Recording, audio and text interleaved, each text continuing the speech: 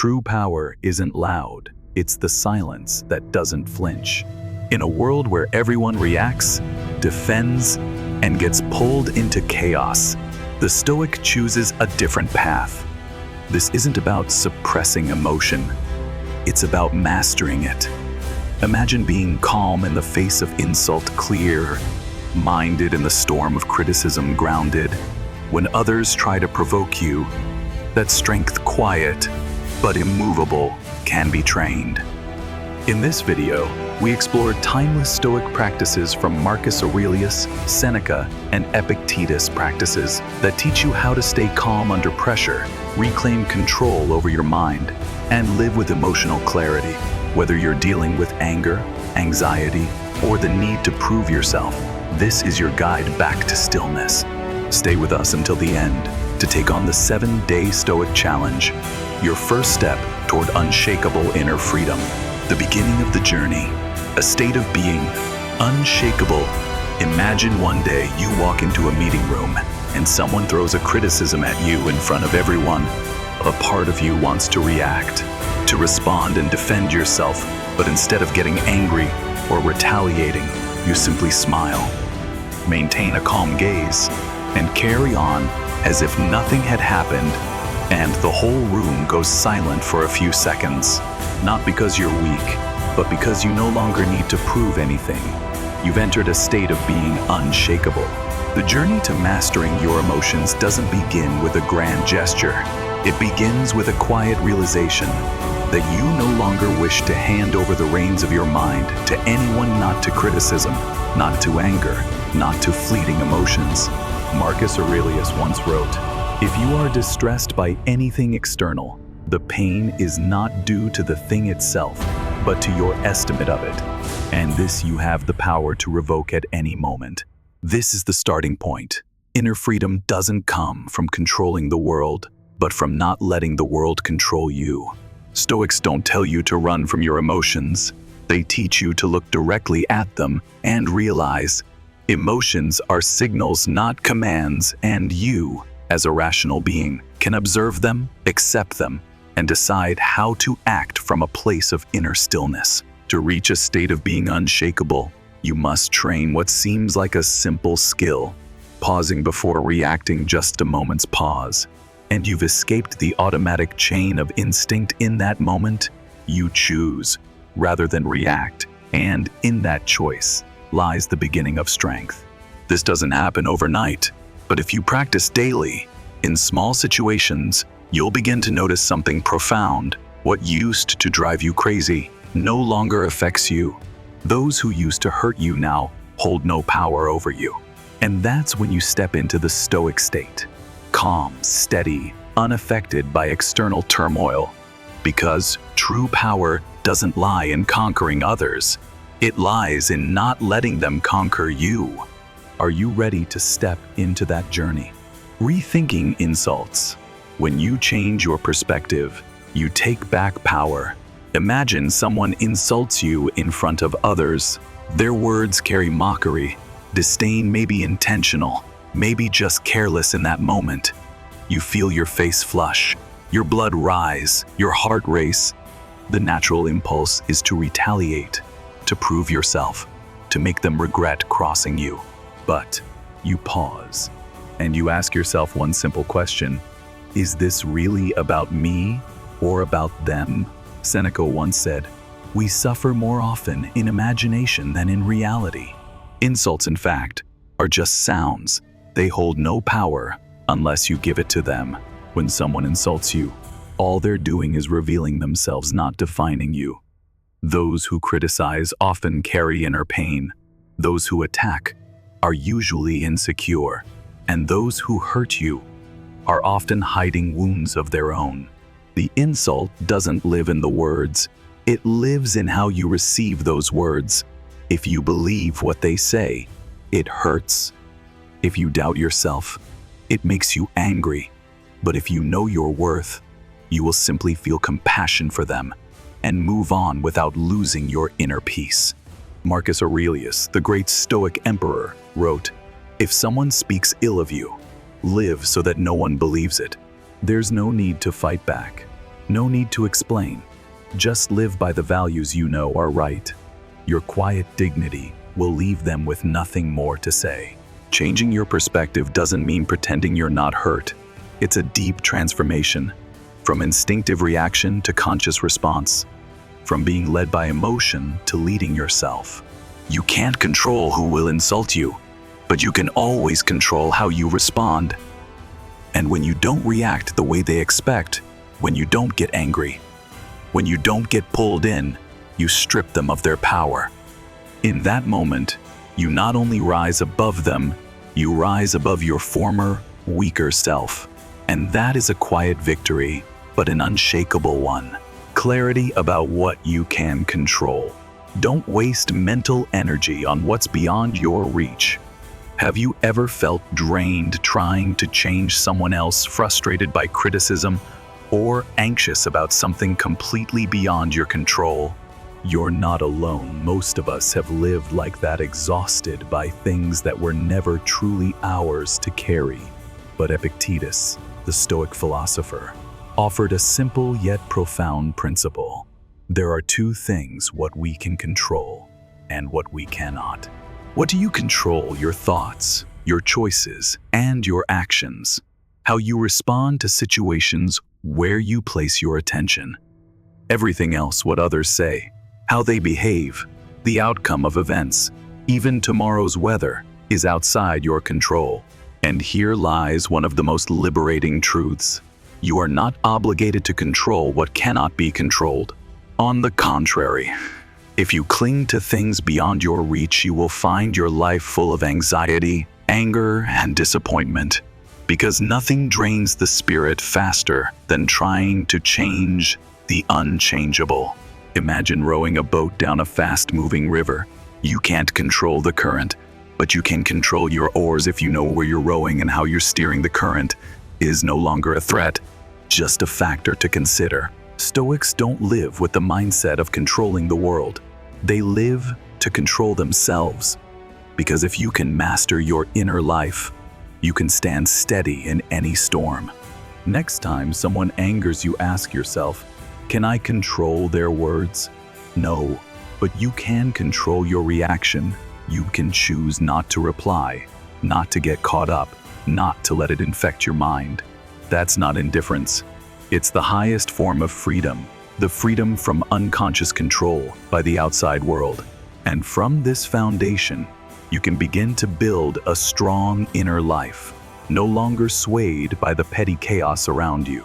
You cannot control everything, but you can always control how you live. And that is where true strength begins. Preparing for adversity, a steady mindset through negative visualization. In today's world, we are often swept up in a lifestyle of blind optimism, where people are constantly advised to think positively, focus only on the good, and avoid negativity at all costs. However, the Stoics chose a different path, a bolder, more courageous one. They did not avoid adversity, they prepared for it. Marcus Aurelius, the great Stoic emperor and philosopher, would remind himself each morning, "Today I shall encounter selfish, ungrateful, arrogant, deceitful people." This may sound pessimistic, but this negative visualization helped him maintain composure even when facing the worst. The Stoics called this practice premeditatio malorum, the art of anticipating misfortunes, not to become anxious, but to avoid being caught off guard, not to instill fear, but to master the mind. Negative visualization doesn't make you weak. It makes you proactive. It's a form of internal training, like a fighter practicing counterattacks before entering the ring. They don't wait to be hit to learn how to dodge. Similarly, Stoics don't wait to be betrayed to learn forgiveness. They don't wait to be insulted to learn silence. They prepare in advance, and this preparation makes them unshakable. Try practicing this each morning before starting your day. Close your eyes and imagine potential unwanted events. Someone might interrupt you while speaking. A client might complain unreasonably. Someone might misunderstand your intentions. After each scenario, remind yourself, I can't control that, but I can control my reaction. I will remain calm. I will choose composure. The more you practice, the steadier you become, the more prepared you are, the less vulnerable you feel, and you'll realize that facing adversity directly is the most effective way to prevent it from controlling you. Ultimately, strength doesn't come from always experiencing good things. It comes from remaining steady in the face of bad ones. And that steadiness begins with a seemingly paradoxical act. Imagine the worst to preserve the best within you. Maintaining composure amid provocation, indifference as a defensive art. Imagine you're in the middle of an important meeting. A colleague suddenly makes a veiled jab at you.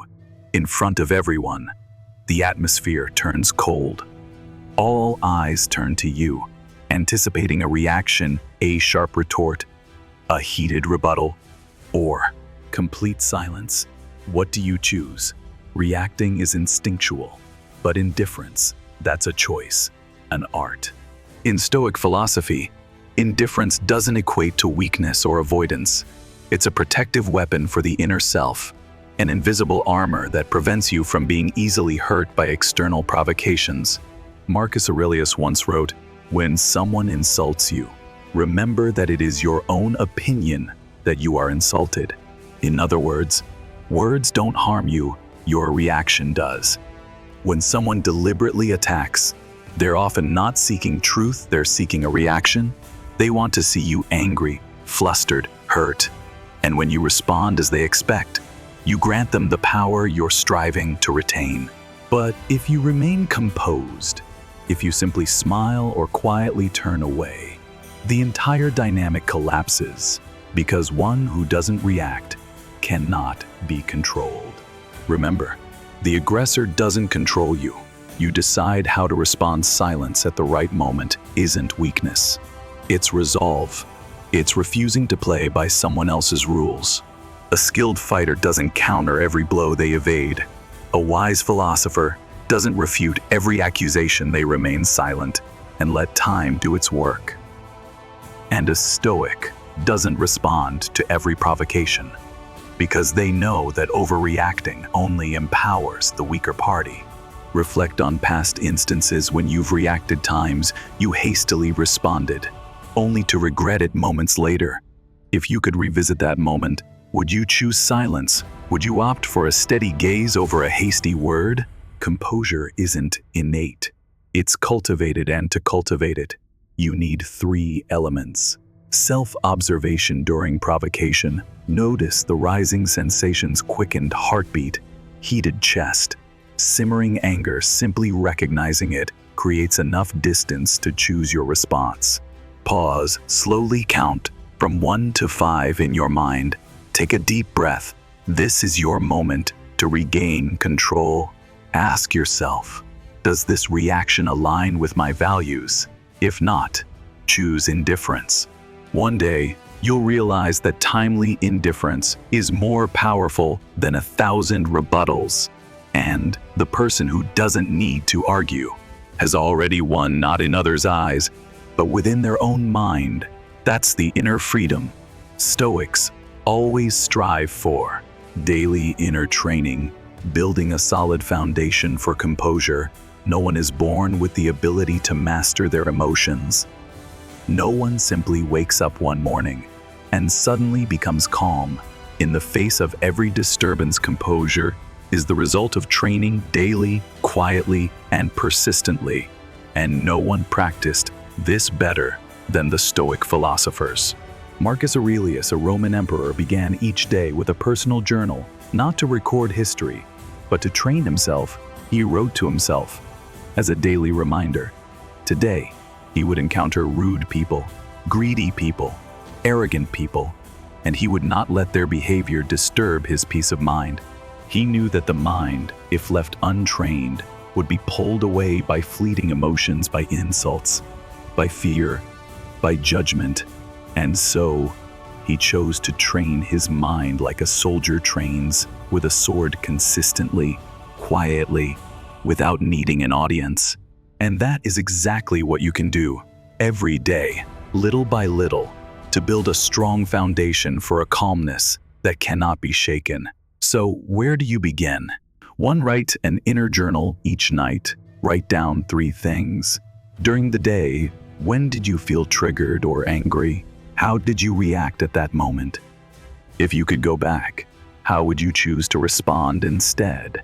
This simple exercise will help you see yourself clearly, not to judge, but to understand, and from that understanding, you begin to shift your behavior.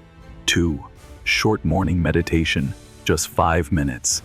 You don't need to sit for hours, just 5 minutes to sit still, breathe slowly, and observe the thoughts flowing through your mind each time you bring your focus back to the breath. You are strengthening the muscle of awareness and calm. And thanks to this mental repetition, you will become more grounded when facing real-life turbulence. 3. Choose a Stoic quote and reflect on it every day.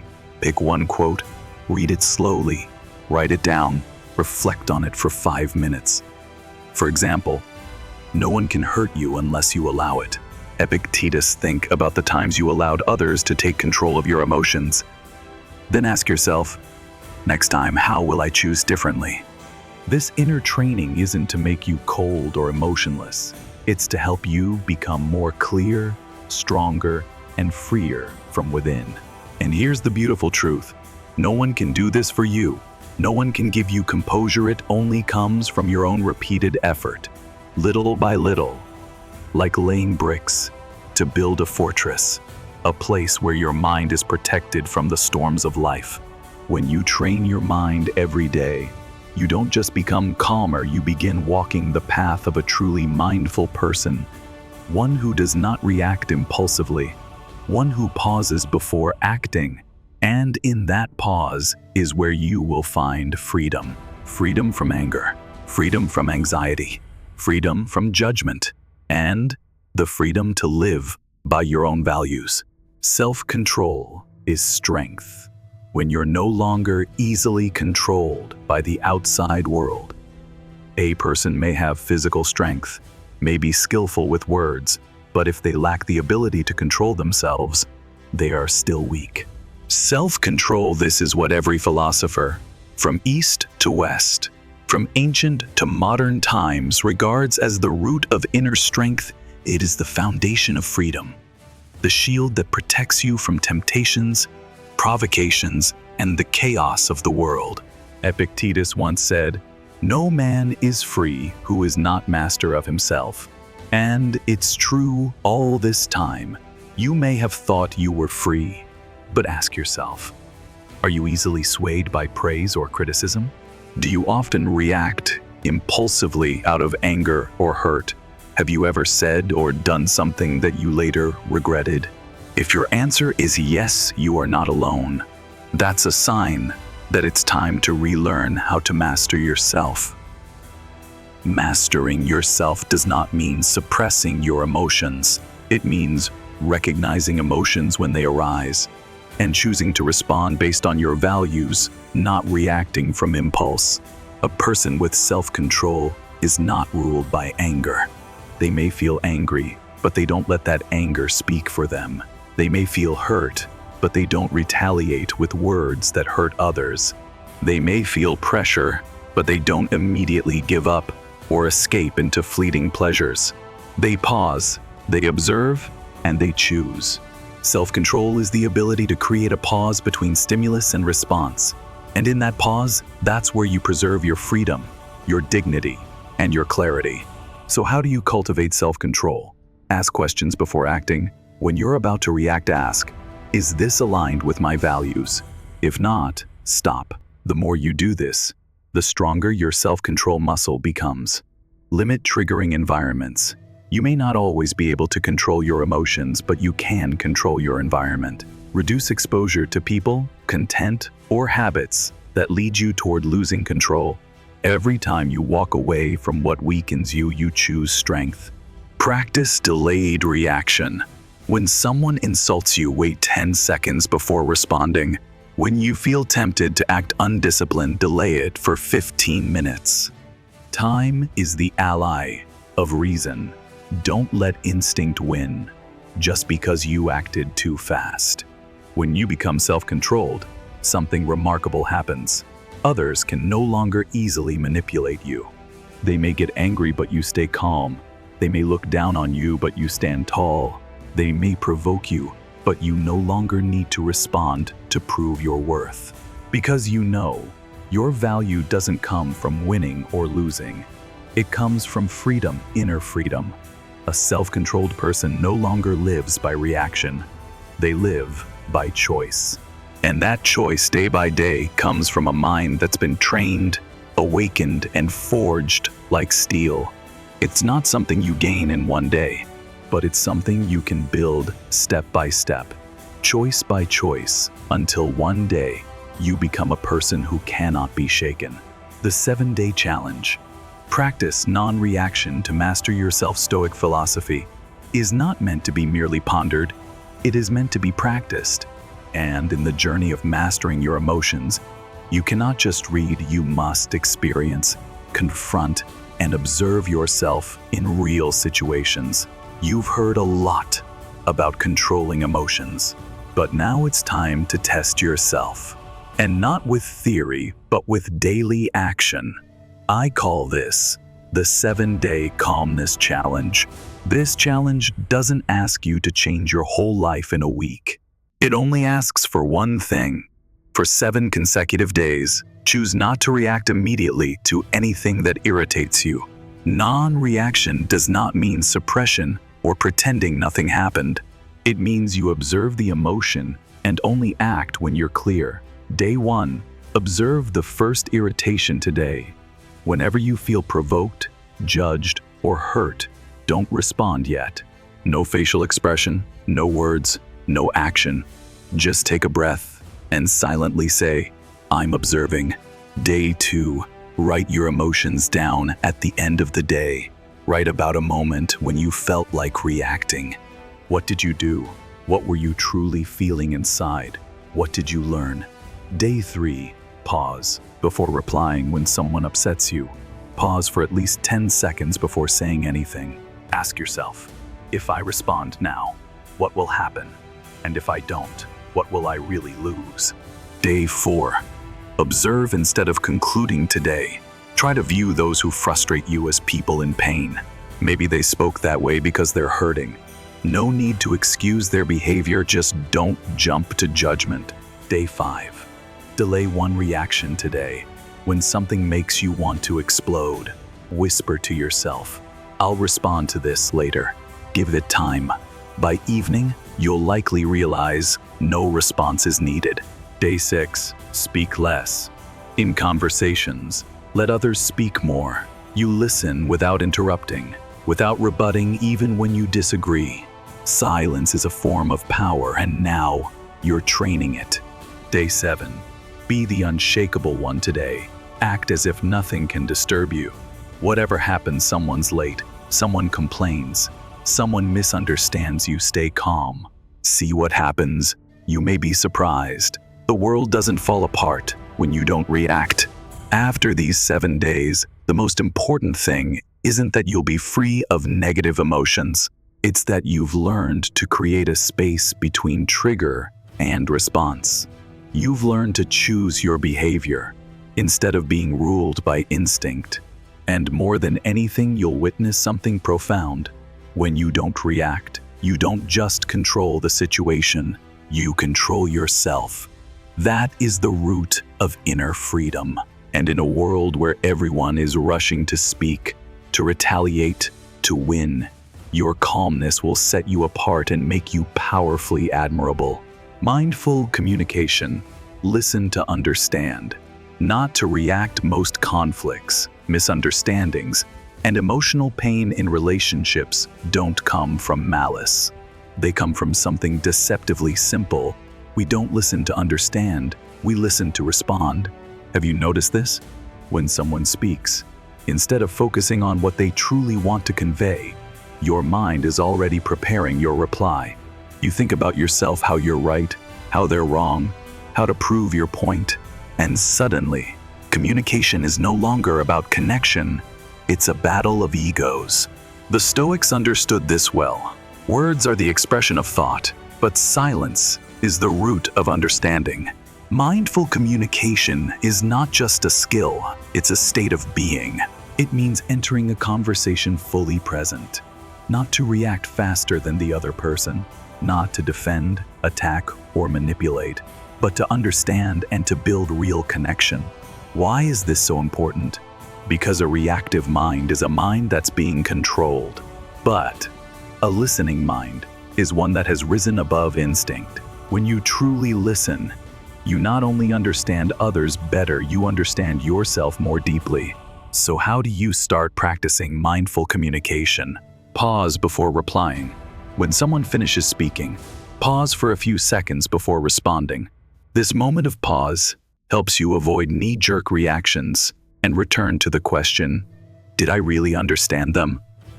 Listen without judgment. Try listening without needing to agree or disagree. Just be there to understand why this person feels or thinks this way. Your presence is the greatest gift you can give someone. Ask questions instead of concluding, instead of saying, I think you're wrong. Try, can you help me understand more about how you see this? By asking, you not only avoid reacting, you open the door to empathy. Focus on the feeling behind the words. Sometimes people don't express themselves clearly, and what they say may sound upsetting, but if you look deeper, you'll find a feeling behind the words, maybe pain, worry, or lack. See that, and you won't react. You'll respond with calm strength.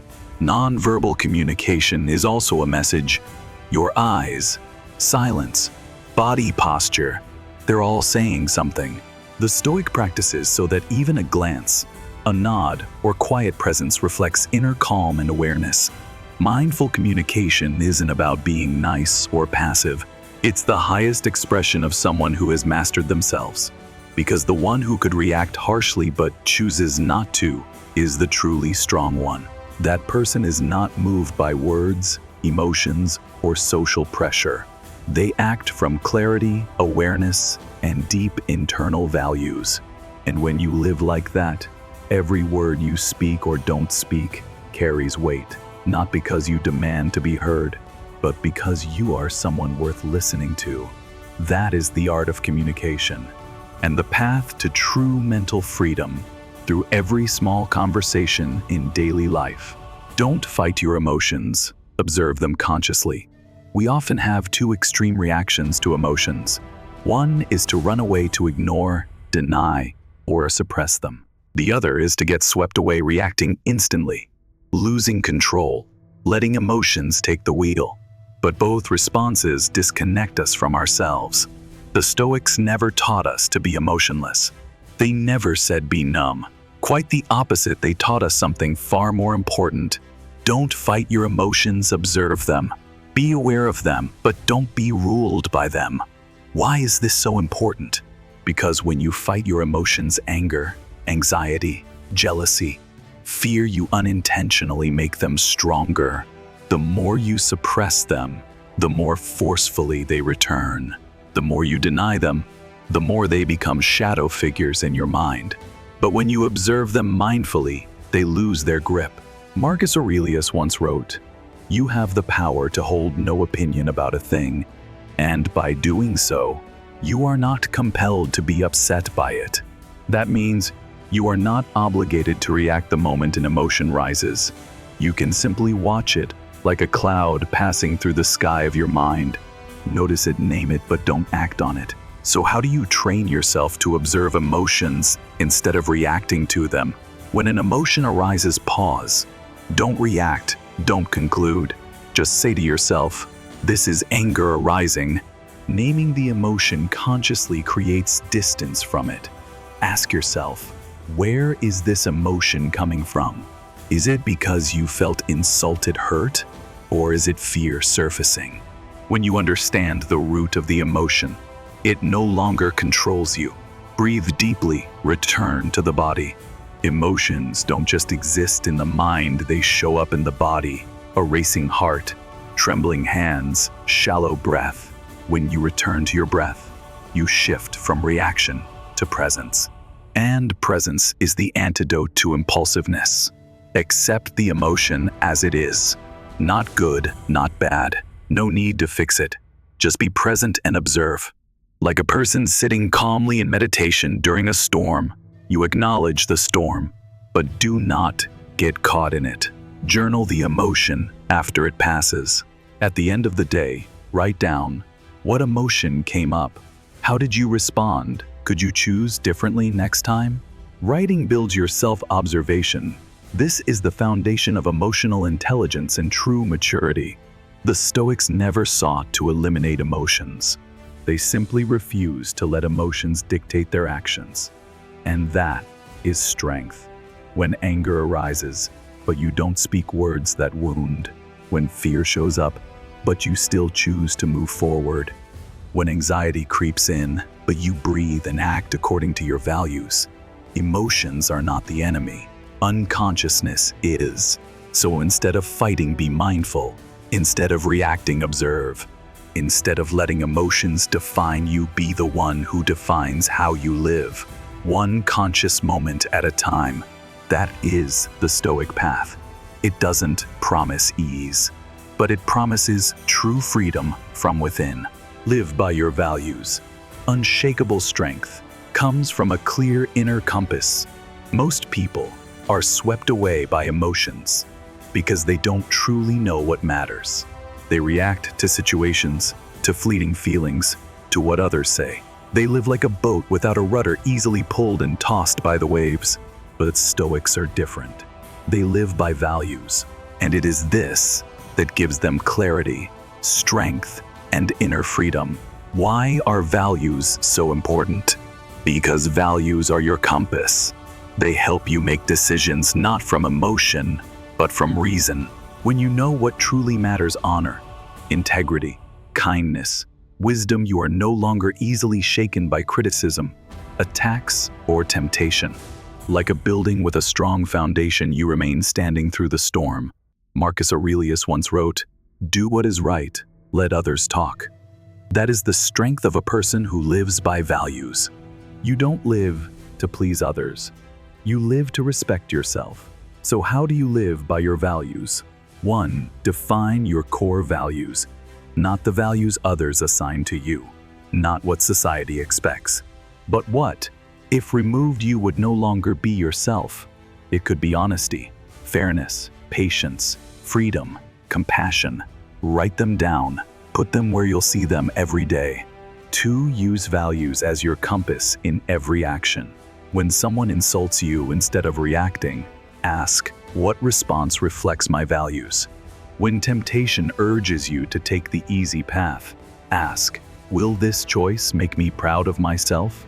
Over time, you stop living from reflex and start living from intention. 3. Accept that living by your values isn't always comfortable. There will be times you feel misunderstood, judged, or alone. But in return, you gain an inner peace no one can take from you, because you know you are living in alignment with your truth. No masks, no pretense. 4. Self-inquiry every evening. The Stoics practiced this every night. Did I live according to my values today? Is there something I could improve tomorrow? This isn't for self-blame. It's for becoming more awake, more aware day by day. Living by your values is not about perfection. It's about direction, depth, and being accountable to yourself. It's not loud, but it's powerful, because you are no longer easily shaken. You know what matters. You know when to be silent and when to speak. You know what to keep and what to let go. Stoics don't live to be praised. They live so they won't feel ashamed when they look at themselves. And that is the greatest freedom. Not freedom from others, but freedom from betraying yourself. So start today. Choose your 3 core values. Write them down. Live by them. Let them lead the way. Because when you live by your values, you don't need to try to be strong. You become unshakable naturally.